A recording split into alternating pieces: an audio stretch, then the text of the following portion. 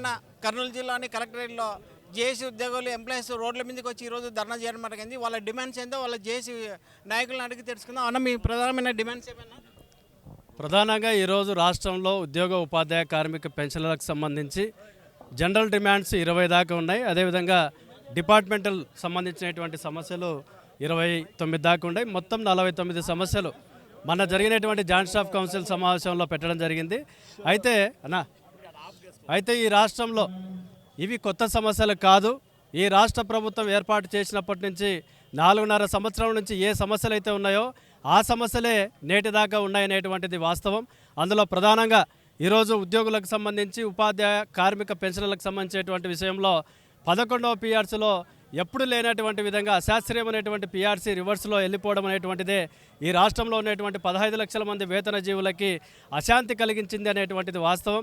మరి ఆ మేరకు ఆ పిఆర్సీలో లోపాలు ఏవైతే ఉన్నాయో మరి ప్రధానంగా పెన్షనర్లకు సంబంధించి అడిషనల్ క్వాంటమ్ ఆఫ్ పెన్షన్ అనేటువంటిది పోరాడి సాధించుకునేటువంటి దాన్ని 70 నుంచి 75 సంవత్సరాల్లో ఉన్నటువంటి వృద్ధులకి 10% పెన్షన్ ఇస్తుంటే ఇవి రాష్ట్ర ప్రభుత్వం 7 చేసింది.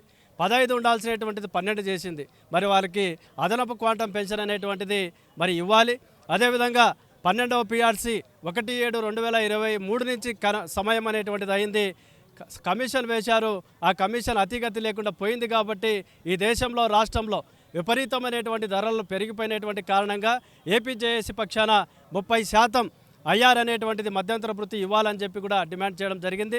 మరి ప్రకృతి వైపరీత్యం ఈ రాష్ట్రంలో ప్రతి జిల్లా పరిషత్ మున్సిపల్ ఎయిడెడ్ యాజమాన్యాల్లో ఒక్కొక్క జిల్లాలో 100 మందికి పైగా మరి ఉద్యోగులు చనిపోతే ఆ ఉద్యోగి కుటుంబంలో 4 సంవత్సరాల నుంచి కూడా కారుణ్య నియామకాలు అంటే వారి కుటుంబంలో ఒక్కరికి కూడా ఉద్యోగం ఇచ్చేటువంటి పరిస్థితి లేక పిల్లల చదువులకు కానీ వారి కుటుంబ పోషణకు కానీ విపరీతమైనటువంటి వారు ఇబ్బందులు పడుతున్నటువంటిది రాష్ట్ర ప్రభుత్వాన్ని తీసుకుపోయినప్పటికీ వారు ఇంతవరకు కూడా మరి కేవలం ప్రభుత్వ అనేటువంటి యాజమాన్యానికి సంబంధించినటువంటి వాళ్ళకి అరకొరగా ఇచ్చేటువంటి కారుణ్య నియామకాలు తప్ప వేలాది మంది ఈరోజు అలాగే ఉన్నారనేటువంటిది వాస్తవం. మరి అదేవిధంగా వార్డు సచివాలయ ఉద్యోగులకు సంబంధించి ప్రభుత్వానికి అది వారికి సంబంధించినటువంటి శాఖ అనేటువంటి దాంట్లో కూడా మరి అనేకమైనటువంటి సమస్యలు ఉన్నాయి. ఆర్టీసీకి సంబంధించినటువంటి వాళ్ళలో కూడా ప్రభుత్వంలో విలీనం చేశారే కానీ అనేకమైనటువంటి సమస్యలు ఉన్నాయి. మరి అదేవిధంగా ఈరోజు మేము ఏదైతే మరి సిపిఎస్కు సంబంధించి దాదాపుగా అనేకమైనటువంటి ఆందోళనలు చేపట్టినప్పటికీ ఓపీఎస్ అనేటువంటిది నేటిదాకా కూడా మరి హామీ ఇచ్చి కూడా దాన్ని జీపీఎస్ అని చెప్పి మరో దుర్మార్గమైనటువంటి పథకాన్ని రాష్ట్రంలో తీసుకొని రావడం జరిగింది. దాన్ని రద్దు చేయాలి. అదేవిధంగా ఓపీఎస్ను తీసుకొని రావాలి. మరి అదేవిధంగా ఉపాధ్యాయ నియామకాల్లో మేము గతంలో 2017లో మరి ఆ రోజు 13 రోజుల సమ్మె చేసి రాజశేఖర రెడ్డి ఉన్నప్పుడు ముఖ్యమంత్రిగా మరి అప్రెంటిస్ విధానం అనేటువంటిది రద్దు చేయాలని చెప్పి మేము ఆ రోజు పోరాటం చేస్తే రద్దు చేస్తే ఆయన తనయుడు ఈరోజు వచ్చి మళ్ళీ దుర్మార్గమైనటువంటి అప్రెంటిస్ విధానాన్ని తీసుకురావడం అనేటువంటిది ఇది దుర్మార్గమైన చర్య. దాన్ని తక్షణమే రద్దు చేయాలి. అదేవిధంగా ఈరోజు అనేకమైనటువంటి నియామకాలు చెందినటువంటి వాళ్ళు ఉన్నారు.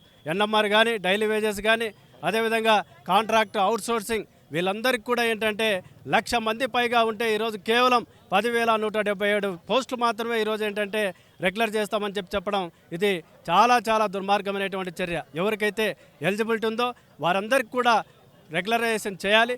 అదేవిధంగా ఎంటీఎస్కు సంబంధించినటువంటి మినిమం టైం స్కేల్ అనేటువంటిది కూడా 12,000 10,000 కాకుండా 23,000 రూపాయలు మినిమం వేతనం ఉంది వాళ్ళందరికీ కూడా ఇవ్వాలనేటువంటిది. ఆ రకంగా మరి సరెండర్ లీవ్ అనేటువంటిది 3 సంవత్సరాలుగా మరి పెండింగ్లో ఉంది. పోలీసులు ఏ విధంగా అయితే ఈ రాష్ట్ర ప్రభుత్వం నాయకులకు రక్షణ ఇస్తున్నారో వారి సరెండర్ లీవే 500 కోట్ల రూపాయల బకాయిందనేటువంటిది. మరి అదేవిధంగా 2,525 కోట్ల రూపాయల సరెండర్ లీవ్ బకాయిగా ఉంది. అదేవిధంగా పిఎఫ్ తర్వాత అరన్ లీవ్ తర్వాత ఏపీ జిఎల్ఐ ఇట్లా మెడికల్ రియంబర్స్మెంటు ఈ రకంగా చూసినప్పుడు సిపిఎస్ ఎంప్లాయీస్కు సంబంధించి 90% ఇవ్వాల్సినటువంటి డిఏ బకాయి వారికి సంబంధించి 2,100 కోట్లు ఉంది. మ్యాచింగ్ గ్రాంట్ ఏదైతే సిపిఎస్ విధానంలో ఉందో 2,800 కోట్ల రూపాయలు ఉంది. ఈ రకంగా చూస్తే రాష్ట్ర ప్రభుత్వం ఈ రాష్ట్రంలో ఉన్నటువంటి వేతన జీవులకి 30,000 కోట్ల రూపాయలు మరి బకాయిగా ఉంది. 4.5 సంవత్సరాలుగా దీన్ని కాలయాపన చేయడం తగదు, మోసం చేస్తూ ఉంది. అసలు ఈ ప్రభుత్వంలో ఉద్యోగులు అనేటువంటి వాళ్ళు అసలు వాళ్ళు ఏ కోవకు చెందినటువంటి వాళ్ళు అనేటువంటిది మరి స్వయాన ముఖ్యమంత్రి గారు తెలియజేయాలా. వార్షిక బడ్జెట్లో ప్రవేశపెట్టేటువంటి బడ్జెట్ను కూడా ఈరోజు దిగమింగి మీరు ఈ వేతన జీవులకు అన్యాయం చేయడం అనేటువంటిది ఈ వర్గం ఎటువంటి పరిస్థితుల్లో ఉపేక్షించదు. మేము ఇప్పటికే తాలూకాలు అయిపోయి ఈరోజు జిల్లా ధర్నాలు చేస్తూ ఉన్నాం.